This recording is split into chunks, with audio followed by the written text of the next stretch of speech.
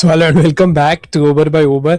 आज match review करेंगे दो जो सुपर संडे हम जो देखने चाहते थे वो शायद सुपर संडे नहीं हुआ, लेकिन रात आने तक यहाँ पे हमने एक सुपर ओवर देखा। हमने पिछले दिन 986 रन देखे, लेकिन आज पूरे दिन में अगर देखें तो 700 रन भी दोनों टीम मिला के यहाँ पे नहीं बना पाए।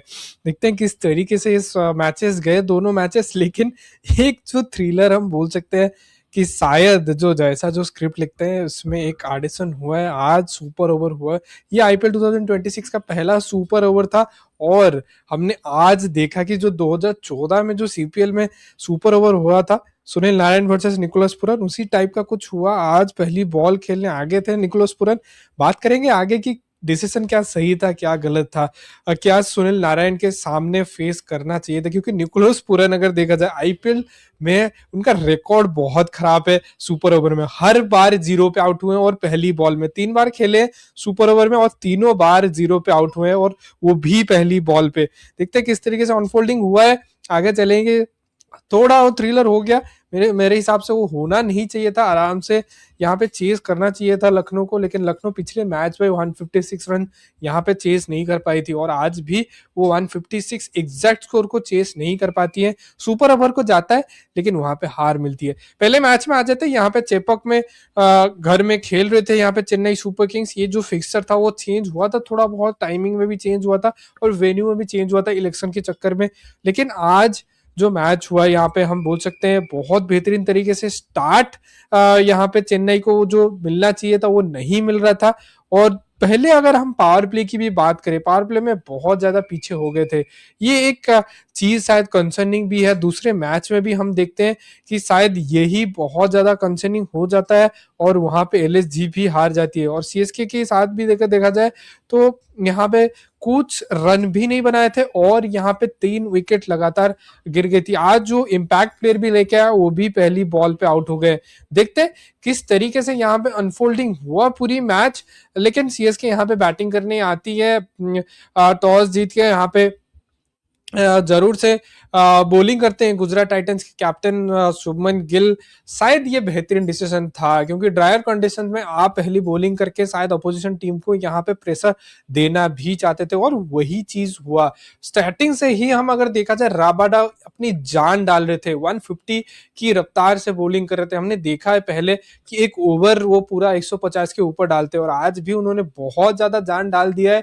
और दूसरी तरफ हम जो बोलते हैं मोहम्मद सिराज हमेशा जान डालते, आज भी उन्होंने बहुत बेहतरीन तरीके से जान डाला। पहला ओवर ऑन द मनी थे, बहुत बेहतरीन बॉलिंग किया। और देखा जाए दूसरी ओवर आते हैं फिर से राबाडा यहाँ पे जरूर से 2 चौके खाते हैं, लेकिन वो जो 4 गेंद होती है दूसरे, वो बहुत बेहतरीन तरीके से बॉलिंग करते हैं। और जब वो वापसी करते हैं अपनी दूसरी ओवर में, यहाँ पे आउट करते हैं संजू सैमसन जो पिछले मैच में शतक बना के आए हैं। एक बहुत बेहतरीन फॉर्म में भी है, 200 मार चुके हैं आईपीएल 2026 में, लेकिन उनको आउट करते। कैसे आउट करते ये थोड़ा सा ट्रैप बोल सकते हैं। जो टेस्ट मैच लाइन है ये आज रबाडा ने करके दिखाया। 2 लेंथ अगर देखा जाए वो बीट हुए संजू सैमसन, वो पहले ओवर में भी 4 बार बीट हुए थे मोहम्मद सिराज से। सिमिलर काइंड ऑफ लेंथ डाले यहाँ पे संजू सैमसन को, उनको बीट किए 149 की रफ्तार से वो डाल रहे थे। और जब आउट भी हुए वो 150 के आसपास की थी, जो थोड़ा वो ऑफ स्टंप से बाहर था। लेकिन यहाँ पे विकेट की बॉल में क्या करते हैं, थोड़ा wide of the off stump रखते हैं और वहां पे छेड़ने की कोशिश करते हैं संजू सैमसन और आउट होके चले जाते हैं। यहाँ पे शायद बहुत बड़ा झटका। फिर उर्बिल पटेल आते हैं, पहली बॉल उनका इंटेंट दिखता है कि जाएंगे शायद राबाडा को अटैक करेंगे, सब कुछ करेंगे, लेकिन और जाते हैं डाउन द ग्राउंड, चौका भी मारते हैं। लेकिन अगली बॉल में फिर से डाउन द ग्राउंड आते हैं और राबाडा यहाँ पे अपनी लेंथ बहुत ज्यादा खींच लेते हैं और उनको आउट करके बहुत बड़ा झटका फिर से दे देते हैं। और उर्बिल पटेल जो इतने दिन बाद वो खेलने आते हैं, क्योंकि आयुष मात्रा नहीं है अभी, इंजोर्ड होने के बावजूद वो बाहर हो गए, इसलिए शायद उर्बिल पटेल को आज मौका मिला। और आज शायद वो मौके पे खड़े नहीं उतरे। पहली बॉल अगर आपको चौका मिल गया है, आपको ओवर एग्रेसिव शॉट्स नहीं खेलना है, जो अभिषेक शर्मा भी गलती करते थे कि ओवर एग्रेसिव शॉट खेलने की कोशिश में आउट होके निकल जाते थे। और आज शायद उर्विल पटेल ने वही किया, चौका आ गया था, विकेट भी आ गया इस ओवर में। शायद और सेंसिबल क्रिकेट खेलना चाहिए था यहाँ पे उर्विल पटेल को। दूसरी बॉल यहाँ पे चढ़ के आते राबाडा के ऊपर और राबाडा यहाँ पे अपनी एडजस्ट करते लेंथ को और यहाँ पे आउट कर देते हैं उर्विल पटेल को। फिर अगर दूसरे ओवर में आते हैं मोहम्मद सिराज, और यहाँ पे जो फोर्स चेंज था, मुरबिल पटेल जब आए फिर वो निकल गए तुरंत ही 2-3 बॉल खेल के, क्योंकि सरफराज अहमद को यहाँ पे फिर से सॉरी सरफराज खान को यहाँ पे आना पड़ा, और सरफराज खान यहाँ पे पहली बॉल पे आउट हो जाते हैं। एक बहुत बेहतरीन डिलीवरी, क्योंकि अगर बैट्समैन न्यू है उसको बाउंसर डाल के आउट करना ये आसान होता है, ये हमेशा से ही एक ट्रिक रहा है। हम देखते हैं कि बहुत दिनों से ये ट्रिक चलता है, अभी भी वो चलता है, और T20 में टेस्ट मैच लाइन शायद इन दोनों ने करके आज दिखाया, और बहुत बेहतरीन तरीके से यहाँ पे सिराज ने पहली बॉल यहाँ पे सरफराज को देते हैं, और सरफराज आउट होके यहाँ पे 0 पे आउट होके चले जाते हैं। शायद जो मूव यहाँ पे सीएसके ने सोचा था कि शायद सरफराज जाके यहाँ पे काउंटर अटैकिंग करेंगे, वो नहीं होता है। ड्रायर कंडीशंस जरूर था, मैं यहाँ पे फिर से बोलूंगा, क्योंकि लास्ट के 8 ओवर में 109 रन बनाई है चेन्नई सुपर किंग्स, तो शायद यहाँ से जो टॉप ऑर्डर था वहां पे हेवी जाना था, अगर वो टॉप ऑर्डर हेवी जाते शायद वो 200 रन भी होता, फिर शायद गुजरात टाइटंस के ऊपर बहुत ज्यादा प्रेशर बनता, लेकिन वो चीज नहीं होता है। और 12वें ओवर में जाके हम देखते हैं कि 50 रन पूरा करती है चेन्नई सुपर किंग्स, सिर्फ 51 रन, मतलब 4-5 की इकोनॉमी के आसपास के साथ बैटिंग करते हैं, ये बहुत ज्यादा कंसर्निंग था। ऋतुराज गायकवाड़ की अगर हम बात करें, बहुत ज्यादा सेल में चले गए, पहले 3 बॉल में 10 रन था, लेकिन उसके बाद पूरा सेल में चले गए। ये क्या मायने रखता है, क्योंकि रिंकू सिंह का भी इनिंग्स सेम टू सेम था, हम रात में ये चीज देखते हैं कि रिंकू सिंह भी सिमिलर काइंड ऑफ इनिंग्स खेलते हैं, लेकिन रिंकू सिंह क्या अच्छा करते हैं ताकि उनकी टीम जीत जाती है, और गायकवाड़ क्या नहीं कर पाते। गायकवाड़ ओवर हम बोल सकते हैं कि डिफेंसिव हो गए उस पीरियड में जब विकेट गया, क्योंकि आपके पास दुबे भी हैं, आपके पास ब्रेविस हैं, आपके पास ओवरटन है जो आके बहुत बढ़िया हिटिंग किया, कार्तिक ने भी आज अच्छा खेला, तो आपको शायद और ज्यादा अग्रेसिव खेलना चाहिए था, और इस ग्राउंड पे चेपक में शायद और रन बनना चाहिए था। 158 शायद बहुत बिलो पार रहेगा, अगर 8 ओवर में 108 बन सकता है, शायद अगर 10वें ओवर से वो स्टार्ट करते मारना, वो शायद 120 130 के ऊपर भी आसपास अगर लग जाती, 180 यहाँ पे डिफेंड करना आसान हो सकता था, लेकिन शायद ये ट्रिक यहाँ पे चेन्नई सुपर किंग्स ने मिस किया। 49 बॉल 50 आती है ऋतुराज गायकवाड़, लेकिन उसके बाद अपने आप को अनलिस्ट करते हैं, और जिस तरीके से अरशद खान को टेक डाउन करते हैं, फिर दूसरे तरफ अगर हम देखते हैं कि अच्छी तरीके से यहाँ पे बाउंड्रीज भी निकालते हैं, शिवम दुबे भी एक तरफ से वो बाउंड्री निकालने लग गए थे, और दोनों ने एक दूसरे को अच्छी तरीके से कॉम्प्लीमेंट किया, फिर कार्तिक ने भी आके थोड़ा एक छोटा सा कैमियो खेला, फिर ओवरटन ने भी खेला, तो ये शायद अगर थोड़ा और जल्दी होता, शायद जो ब्रेविस का विकेट भी हम बात कर सकते हैं कि उनका विकेट बहुत ज्यादा टर्निंग पॉइंट हो गया, क्योंकि 9 बॉल 2 रन, शायद वो ट्रिक मिस कर गए, उनको शायद और थोड़ा पेशेंस दिखाना चाहिए था, क्योंकि उस टाइम प्रेशर बिल्ड हो रहा था, 25 गेंद बाउंड्री नहीं आई थी, शायद इसीलिए वो चाहते थे कि अगर एक छक्का यहाँ पे लग जाए तो शायद मोमेंटम उनके तरफ खींच सकता था, लेकिन मानव सुतार बहुत बेहतरीन बॉलिंग करते हैं, उनके आर्क से दूर रखा है ब्रेविस से, अगर वो ब्रेविस के पैर में अगर देते हैं यहाँ पे शायद वो छक्का हो सकता था, लेकिन वो थोड़ा आउटसाइड द ऑप्शन यहाँ पे बॉल रखे, और जो ब्रेविस हमेशा यही बॉल पे आउट होते हैं। इंडिया साउथ अफ्रीका सीरीज ने कुलदीप यादव ने यही बॉल डाल के उनको आउट किया था, उनका टॉपेज लग के वो सीधा 30 यार्ड सर्कल के अंदर आउट होते हैं, और आज भी वही हुआ, शुभमन गिल ने यहाँ पे बेहतरीन कैच भी पकड़ा। लेकिन ऑल इन ऑल फिनिशिंग अगर लाइन देखा जाए तो लास्ट के 8 ओवर में 108 रन एक मोमेंटम के साथ जाएंगे, शायद ये पॉजिटिव हो सकता है, क्योंकि ऋतुराज गायकवाड़ भी फॉर्म में आए हैं, देखते हैं किस तरीके से वो आगे जाएंगे, क्योंकि आज का मैच इतना कॉन्फिडेंस नहीं भी देगा, और उनकी कप्तानी भी आज अच्छी नहीं हुई और मैच भी आ रहे, देखते हैं किस तरीके से वो वापसी करेंगे, लेकिन ऑल इन ऑल यही पॉजिटिव लेके जा सकते हैं। अगर वो बॉलिंग की बात करें, जरूर से शुभमन गिल जल्दी आउट हो जाते हैं, लेकिन साई सुदर्शन जो पिछले मैच में 100 मार के भी आए थे, और इनका आज होम ग्राउंड था, हालांकि वो गुजरात के लिए खेलते हैं तब भी यहाँ पे चेन्नई चेपक उनका होम ग्राउंड था और है, हमेशा रहेगा, क्योंकि पहले से ही वहीं पे खेलते और तमिलनाडु के लिए भी वहां पे खेले, तो बहुत बेहतरीन तरीके से वो जानते हैं कि कहाँ पे कैसे खेलना है और किस बॉल को किस तरीके से खेलना है। ये शायद बहुत मदद दिया आज उनको, 100 को बैक किया एक 87 की नॉक में, और बहुत बेहतरीन तरीके से जॉस बटलर के साथ एक पार्टनरशिप बिल्ड किया और चेन्नई से बहुत दूर ले गए इस मैच को। शुभमन गिल जब आउट हुए, एक ग्लिम्सेस दिखा यहाँ पे संजू सैमसन की क्विक हैंड्स, सब लोग याद किए एम एस धोनी को, जिस तरीके से माई भाई यहाँ पे कीपिंग भी करते थे, और पिछले साल भी हम देखते हैं माई भाई ने एक जो आउट किया था यहाँ पे वही शुभमन गिल थे, लेकिन दूसरी तरफ रविंद्र जाडेजा थे, वही क्विक हैंड्स यहाँ पे देखते हैं कि शुभमन गिल आउट हो जाते हैं, लेकिन आज वो नूर अहमद ने वो बॉल डाला था, बहुत बेहतरीन तरीके से कीपिंग किया संजू सैमसन ने, और आज थोड़ा शुभमन गिल फंस रहे थे, तो शायद वो आउट होके भी निकल के वो शायद ब्लेसिंग इन डिस्गाइज हो गया, क्योंकि बटलर आके बहुत आसानी से यहाँ पे रन बनाते हैं।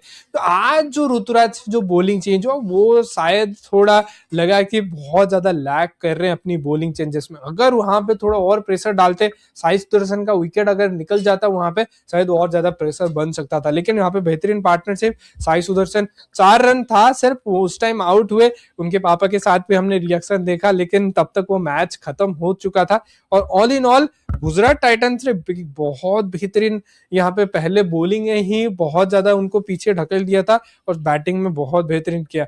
इस जीत के साथ गुजरात टाइटंस ने एक आउटसाइड चांस बना लिया अपने आप को, तो टॉप 4 की रेस में भी बहुत बेहतरीन तरीके से अभी 5 नंबर पे बैठे हैं और चेन्नई सुपर किंग्स 6 पे, लेकिन 8 पॉइंट्स अभी मिल गए। हम देखते हैं कि 13 पॉइंट्स के साथ पंजाब किंग्स बहुत ज्यादा आगे निकल गई है, और 10-10-10 के साथ आरसीबी हम देखते हैं, और सनराइजर्स हैदराबाद और राजस्थान रॉयल्स 2-3-4 पे हैं, तो टचिंग डिस्टेंस में है। अभी थोड़ा दूर लग रहा है क्योंकि 8 मैचेस खेल चुके हैं, देखते हैं किस तरीके से वो आगे लेके जाते हैं अपने टीम को। लेकिन आज की जीत बहुत ज्यादा कॉन्फिडेंस देगा, आगे आने वाले मैचेस में भी इसी तरीके से खेलेंगे, क्योंकि टॉप ऑर्डर बहुत बेहतरीन चल रहा है। जैसन होल्डर की एडिशन में बॉलिंग भी अच्छा हो रहा है, बैटिंग पिछले मैच में भी 10 बॉल 23 एक कैमो भी खेले थे। देखते हैं किस तरीके से ये लेके जाएंगे। लेकिन दूसरे मैच के ऊपर आ जाते हैं, यहाँ पे एक जो थ्रिलर हुआ शायद नहीं होना चाहिए था।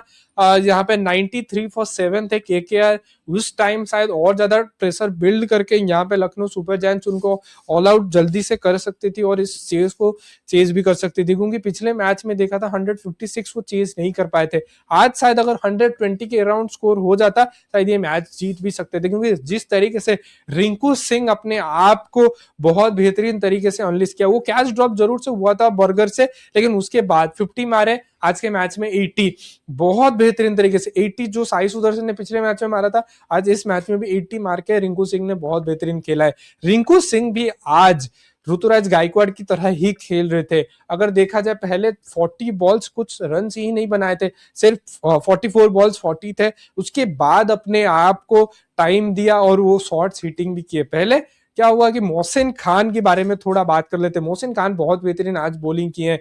जब मोहसिन खान फिट होते हैं उनकी फॉर्म वापसी दिखता है। जरूर से इंजोर थे, लेकिन लाइफ हमेशा आपको दूसरी चांस देता है। शायद मोहसिन खान ने आज बेहतरीन तरीके से उसको यूज किया और 5 विकेट लिया। और आईपीएल 2026 में पहला फाइफर यहाँ पे मोहसिन खान का आता है और हर एक ओवर में विकेट लिए हैं मोहसिन खान। ये दर्शाता है कितनी बेहतरीन बॉलिंग आज की है। पहले ओवर में विकेट लिए, दूसरे ओवर में लिए, तीसरे चौथे विकेट ओवर में भी विकेट्स लेके 5वां विकेट यहाँ पे मोहसिन खान निकालते हैं और केकेआर को बहुत पीछे धकेल दिया था। लेकिन शायद यहाँ पे हम बोल सकते हैं कि ऋषभ पंत से ट्रिक बहुत ज्यादा मिस होता है और लास्ट ओवर यहाँ पे अगर दिग्विजय राठी बॉलिंग करते हैं, ये दर्शाता है कि कितना यहाँ पे खराब कैप्टेंसी की है ऋषभ पंत ने। अगर 93 फॉर 7 होने के बावजूद भी आप दिग्विजय राठी को यहाँ बैक नहीं कर रहे हो बॉलिंग करना, ये शायद दर्शाता है कि अपनी कप्तानी में वो बहुत ज्यादा डाउट कर रहे। शायद मोहम्मद सामी या किसी और को लास्ट ओवर तक रखना चाहिए था। लास्ट के 2 ओवर में 43 आए। मोहम्मद सामी जरूर से 19th ओवर में भी रन गए थे, लेकिन शायद दिग्विजय राठी को अगर और जल्दी करा देते, शायद और ज्यादा कॉन्फिडेंस मोहम्मद सामी को भी होता और ज्यादा उनको एक्सपेरिमेंट ज्यादा नहीं करना पड़ता। शायद अच्छी बॉलिंग भी वहां पे 19th ओवर कर सकते थे और 20th ओवर अगर प्रिंस यादव होते, शायद ये 156 भी नहीं बनता, क्योंकि लास्ट ओवर में हम देखते हैं 4 छक्के रिंकू सिंह बनाते हैं। रिंकू सिंह और लास्ट ओवर, ये शायद मैच मेड इन हेवन बोल सकते हैं। जिस तरीके से वो खेल रहे हैं और लास्ट ओवर को अप्रोच कर रहे हैं, बहुत बेहतरीन। लेकिन स्टार्टिंग से यहाँ पे आते हैं, क्योंकि यहाँ पे टीम साइफर्ट फिर से 0 पे आउट होते हैं। मोहसिन खान फिर से एक विकेट मेडन के साथ स्टार्ट करते हैं पावर प्ले में। पिछले मैच में भी हमने देखा था कि वैभव सूर्यवंशी को आउट किए थे 0 पे और उनको एक हम बात बोल सकते हैं कि मेडन ओवर भी डाला था। और आज भी उन्होंने यहाँ पे टीम साइफर्ट को मेडन ओवर डाला और यहाँ पे उनको आउट भी किया। पिछले मैच में टीम साइफर्ट बोल्ड जरूर से हुए थे जोफ्रा आर्चर से और चाहते थे कि इस मैच में थोड़ा बहुत वापसी करे, लेकिन मोहसिन खान उनको मौका नहीं देते और मोहसिन खान यहाँ पे आउट भी करते हैं अजिंक्य रहाणे को।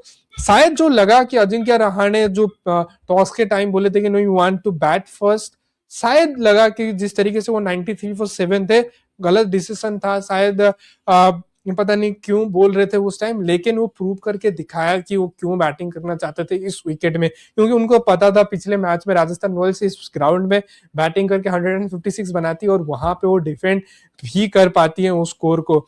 लेकिन रिंकू सिंह के बारे में जितना बात करें उतना कम है, क्योंकि उनकी पिताजी की डेथ होने के बाद T20 वर्ल्ड कप में भी मौका नहीं मिला था और वो फॉर्म में भी डीप हुआ था और बहुत सारे ट्रोलिंग उनको झेलना पड़ा था इसी बीच। वो पिछले मैच में कैच ड्रॉप होता है, वहां से 50 मारते हुए केकेआर को पहला विन देते हैं और आज फिर से उनको मौका मिला और आज फिर से उन्होंने केकेआर के लिए यहाँ पे बहुत बेहतरीन बैटिंग करके 80 रन बनाते हैं और दूसरे इनिंग्स में 5 कैचेस यहाँ पे पकड़ते हैं और 2 बेहतरीन कैचेस पकड़ते हैं और फाइनल विनिंग रन वो सुपर ओवर में भी यहाँ पे रिंकू सिंह मारते हैं। तो all in all great day for Rinku Singh, जहां बॉल जाती थी वहां पे रिंकू सिंह हो जाते थे। तो ऐसा लग रहा था कि 15 रिंकू सिंह आज फील्ड में फील्डिंग कर रहे थे, लेकिन all in all Rinku Singh ने बहुत बेहतरीन अपने आप को भी कमबैक दिया और जो इंडिया कमबैक था उसके और भी और ज्यादा दावेदारी बढ़ा दी है। अगर हम यहाँ पे बॉलिंग की बात करें एलएसजी की, थोड़ा मैं बोलूंगा टुवर्ड्स द एंड जिस तरीके से वो टेपर अप हुए, इसीलिए वो शायद आज वो नंबर 10 पे बैठे हुए हैं। उनकी बॉलिंग आता बहुत बेहतरीन था, लेकिन वो टुवर्ड्स द एंड वो थोड़ा टेपर अप हो जाते थे। हमने पंजाब किंग्स के अगेंस्ट में भी देखा था यही सेम चीज और आज भी वही सेम चीज देखे। तो देखने लायक बनेगा किस तरीके से लखनऊ सुपर जायंट्स वापसी करेंगे, क्योंकि middle of the season almost पहुंच गए हैं। बहुत मुश्किल हो सकता है लखनऊ सुपर जायंट्स को 10th से नंबर 4 तक पहुंचने में, बहुत ज्यादा मतलब यहाँ पे उनको मुश्किल हो सकता है। और अगर इनकी बैटिंग की बात करें, आज फिर से मार्करम और हम देखते हैं कि मार्स ओपनिंग करते हैं। आज आयुष बदोनी को नहीं मौका मिलता है ओपनिंग करना, लेकिन मार्स फिर से आज जल्दी आउट हो जाते हैं और शायद ये बहुत बड़ा डेंट था और देखते हैं आगे जाके भी स्कोर इतना कुछ खास नहीं बना पाते हैं मार्करम। और ऋषभ पंत थोड़ा एक इनिंग्स खेल रहे थे 42, लेकिन शायद अभी भी वो T20 टेम्पलेट क्रैक नहीं कर पा रहे हैं। उनको टेस्ट मैच में ही बहुत अच्छी तरीके से खेल पा रहे हैं, लेकिन T20 अभी तक वो क्रैक नहीं किए। मैं क्यों इस चीज को बात कर रहा हूं, क्योंकि अगर आप कैप्टन हो, 42 रन भी खेल रहे हो, आपकी टीम को आपकी जरूरत है उस मिडिल में, और आप एक गलत शॉट खेलते हो और किसको, सुनील नारायण को रिवर्स स्वीप मारना मेरे को उस टाइम समझ में बिल्कुल नहीं आता है।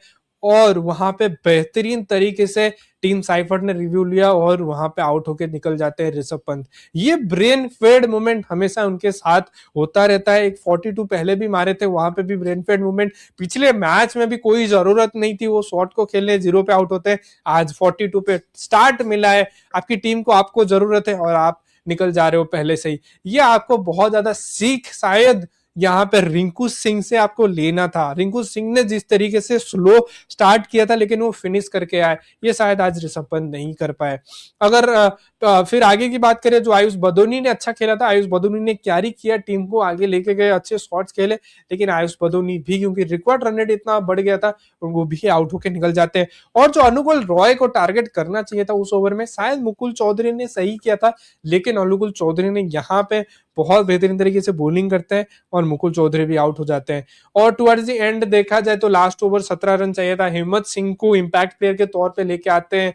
वहां पे बहुत बेहतरीन तरीके से अगर देखा जाए तो बैटिंग करते हैं हिम्मत सिंह। यहाँ पे जो कंट्रोवर्शियल डिसीजन यहाँ पे आज दो चीज जो कंट्रोवर्शियल डिसीजन हुआ, हम और रघुवंशी की बात थोड़ा लास्ट में करेंगे, लेकिन पहले बात करते हैं कार्तिक त्यागी की। कार्तिक त्यागी 2 नो बॉल डालते हैं, लेकिन फिर भी उस ओवर को कंटिन्यू क्यों करते हैं, ये चीज जो क्लैरिफाई भी उन्होंने किया, अंपायर्स ने भी शायद ये बात बोला है, क्योंकि जो दूसरा नो बॉल था वो उतना वो डेंजरियस बॉल नहीं था, इसीलिए आप कंटिन्यू कर सकते हो। आपको जो क्राइटेरिया होता है वो शायद 2 नो बॉल, और आपको अगर डेंजरस नो बॉल होता है वो तो तुरंत आपको निकाल दिया जाता है। लेकिन यहाँ पे कार्तिक त्यागी कंटिन्यू करते हैं इसी वजह से, क्योंकि और दूसरा जो नो बॉल था वो इतना डेंजरस नहीं था, क्योंकि हमने देखा है कि हिम्मत सिंह दूसरे बॉल को वो हिट करते हैं। पहला जरूर से वो डेंजरस था, अगर वो बैट पे नहीं लगता, उनकी बॉडी पे जरूर से वो लगता बॉल, शायद इंजर्ड भी हो सकते थे। लेकिन दूसरा बॉल वो स्ट्रेट टू द कैच हो सकता था, कैच भी हुआ भी। लेकिन अगर वो पहला अगर कहीं पे एज लग जाता शायद आज केकेआर हार भी सकती थी। और दूसरा शॉट भी शायद हिम्मत सिंह और अच्छा शॉट मारते, अगर वो छक्का होता है तब भी केकेआर को और ज्यादा परेशानी हो सकती थी और केकेआर शायद इस मैच को हार सकता था। लेकिन कार्तिक त्यागी ने वापसी की, हमने देखा है 4 रन डिफेंड किए हैं पहले भी कार्तिक त्यागी ने, आज उन्होंने चौका भी खाया उसके बाद, लेकिन एक स्लोअर बॉल यहाँ पे डालते हैं हिम्मत सिंह को और फिर से रिंकू सिंह कैच पकड़ते हैं और बहुत बेहतरीन तरीके से 3 बॉल 8 रन वापसी करती है केकेआर। फिर यहाँ पे देखते हैं कि बीट करती है केकेआर के बॉल मोहम्मद सामी को, लेकिन मोहम्मद सामी 1 बॉल 7 रन, मोहम्मद सामी अपने आप को बैक करते हैं और कार्तिक त्यागी शायद ये गलत बॉल, क्योंकि बाउंसर्स डाल चुके थे उनको शायद आगे ही डालना, फुल बॉल डालने की कोशिश कर रहे थे, वो स्लॉट में गिर गया और बहुत बेहतरीन तरीके से यहाँ पे छक्का मारते हैं मोहम्मद सामी और एलएसजी वर्सेस केकेआर को सुपर ओवर लेके जाते हैं। शायद जो वन साइडेड अफेयर लग रहा था, जो लग रहा था शायद थ्रिलर ना हो, कुछ ना हो, वो शायद एक थ्रिलर के और बढ़ते हुए हमें दिख रहा था, क्योंकि सुपर ओवर हुआ तो शायद बहुत ज्यादा लोग उस लास्ट ओवर तक वो देखने आ भी गए थे। और वहां पे सुपर ओवर होता है एक ब्रेनफेड मूवमेंट यहाँ पे लखनऊ सुपर जायंट्स से, क्योंकि आपके पास मार्स बैठा है, आपके पास मुकुल चौधरी है, आपके पास आयुष बदूनी जो बेहतरीन बैटिंग भी कर रहे थे। आप किसको बैक कर रहे हो? Nicholas Pooran. 8 मैचेस हुए, 9वीं बार फेल। हम जरूर से यहाँ पे बात करेंगे, क्योंकि 8 मैचेस में 9 बार फेल होके पूरन ने बहुत ज्यादा पीछे धकेल दिया है लखनऊ सुपर जायंट्स, क्योंकि वो मिडिल ऑर्डर के जो ब्रीजिंग वाला रोल वो निभाते हैं, लेकिन आज वो फिर से नहीं निभा पाते हैं और सुपर ओवर में पहली बॉल पे सुनील नारायण की बॉल में बोल्ड हो जाते हैं। एक सीन हमने पहले भी देखा है 2014 सीपीएल फाइनल, यहाँ पे Sunil Narine versus Nicholas Pooran लगातार बैट को स्विंग करते जा रहे थे और स्पिन होके बीट होते रहते थे निकोलस पूरन, बहुत बेहतरीन वहां पे भी बॉलिंग किया था सुनील नारायण ने। आज फिर से वही सीन देखा और मैं क्यों इस डिसीजन को बैक भी नहीं करता हूं। निकोलस पूरन 3 बार आईपीएल में सुपर ओवर खेले हैं और तीनों बार 0 पे आउट हुए हैं और वो भी पहली बॉल पे। ये चीज शायद क्योंकि इतना डाटा एनालिस्ट बैठे हुए हैं, सब कुछ चल रहा है अभी आईपीएल में, क्योंकि आरसीबी बहुत ज्यादा बैक करता है अपनी डाटा को। अगर आपके पास इतने बढ़िया डाटा एनालिस्ट है, आपके पास इतने स्टार्ट्स हैं, तो शायद आपको ये चीज देखनी चाहिए था किस तरीके से निकोलस पूरन खेलते हैं। और सुनील नारायण के अगेंस्ट निकोलस पूरन शायद बेहतरीन चॉइस नहीं था, और क्योंकि उनकी कॉन्फिडेंस इतना लो चल रहा था, आपको शायद मार्च को यहाँ पे मौका देना चाहिए था। आपको पंत भी शायद यहाँ पे मेरे हिसाब से गलत डिसीजन था, शायद यहाँ पे आप मुकुल चौधरी की और देख सकते थे। मुकुल चौधरी स्पिनर्स को अच्छी तरीके से यहाँ पे मार भी सकते थे, लेकिन आप मुकुल चौधरी को और नहीं देखे, यहाँ पे निकोलस पूरन को देखे और निकोलस पूरन पहली बॉल पे आउट होते, दूसरी बॉल सिंगल और तीसरी बॉल पे मार्करम बाउंड्री के बाहर लगाने की कोशिश करते हैं, लेकिन सुनील नारायण अपनी एक्सपीरियंस यूज करते हैं, इतने सालों की जो एक्सपीरियंस उन्होंने खेला है उसको आज उन्होंने फिर से यूज किया और एक बेहतरीन फील्डिंग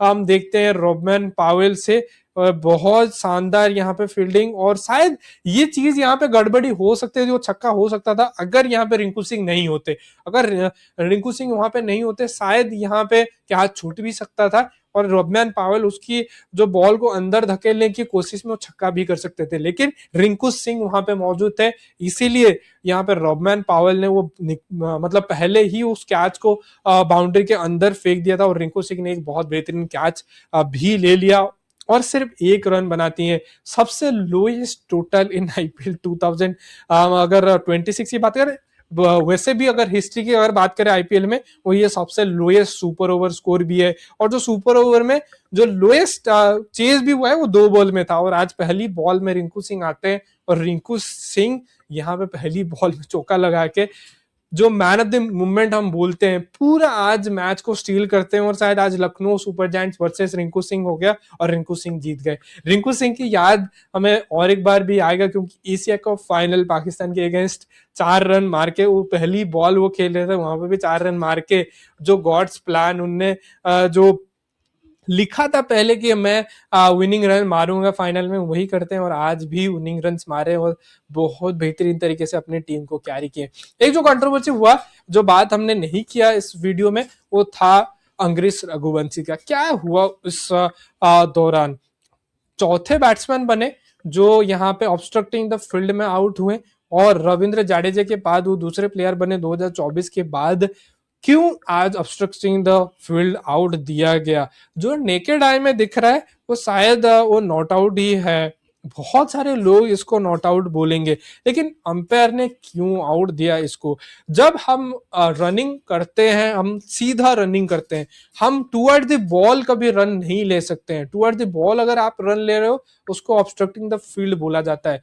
लेकिन आज जो रघुवंशी ने वो दौड़ा है, वो रघुवंशी ने डायगोनली वो दौड़ रहे थे। जब आप डायगोनली दौड़ते हो, अगर आप वहां से फ्लिप करते हो तो सीधा ये डायरेक्शन होता है, तो शायद ये यहां से ये ऐसे गए। अगर ये डायरेक्शन क्यों ऐसे था, इसीलिए बॉल भी उसी डायरेक्शन में था, शायद अंपायर को लगा ये ऑब्स्ट्रक्टिंग द फील्ड था। लेकिन मेरे हिसाब से क्योंकि वो फील्ड को ऑब्स्ट्रक्ट नहीं कर रहे थे, वो डायगोनली दौड़े और फिर वहां से मुड़ के सीधा वो अपने जो क्रीज था वहां पे दौड़ के गए। ऐसा तो नहीं होगा ना, वो डायगोनली जाएंगे फिर डायगोनली रिटर्न करेंगे। ये चीज शायद अंपायर को और देखने पड़ता, क्योंकि पिछले दिन सैटरडे को बहुत बेहतरीन अंपायरिंग हुआ था। थर्ड अंपायर भी बहुत बढ़िया डिसीजन दे रहे थे। हमने पिछले लाइव में भी उनकी तारीफ किया था कि अंपायरिंग अच्छी की है, लेकिन आज बहुत ज्यादा शायद गलती, ये शायद ऑब्स्ट्रक्टिंग द फील्ड नहीं हो सकता था। इसीलिए शायद यहाँ पे हम देखते हैं कि अभिषेक नायर जो उनके कप्तान है वो भी ज्यादा फ्रस्ट्रेटेड थे। खुद अगर अंग्रेज रघुवंशी भी थे, वो भी नाखुश थे मेरे हिसाब से, क्योंकि वो थोड़ा वो बॉल के लाइन पे दौड़े इसीलिए आउट दिया गया, जो कि शायद रूल्स के अंडर है। लेकिन फिर भी क्योंकि वो ऑब्स्ट्रक्ट द फील्ड जरूर से नहीं कर रहे थे, क्योंकि वो डायगोनली दौड़े, अगर वो मुड़ेंगे वो सीधा उसी डायरेक्शन में भागेंगे, तो इसीलिए शायद ये ऑब्स्ट्रक्टिंग द फील्ड के जो रूल्स है वो देखना पड़ेगा, किस तरीके से इसकी एक्सप्लेनेशन भी आती है। लेकिन मेरे हिसाब से ये शायद नॉट आउट था, बहुत सारे लोग इसको नॉट आउट भी बोलेंगे, लेकिन जो अंपायर्स ने फॉर्म में दिया वो शायद वो क्योंकि वो बॉल के लाइन में दौड़ रहे थे इसीलिए उनको सिर्फ आउट दिया गया।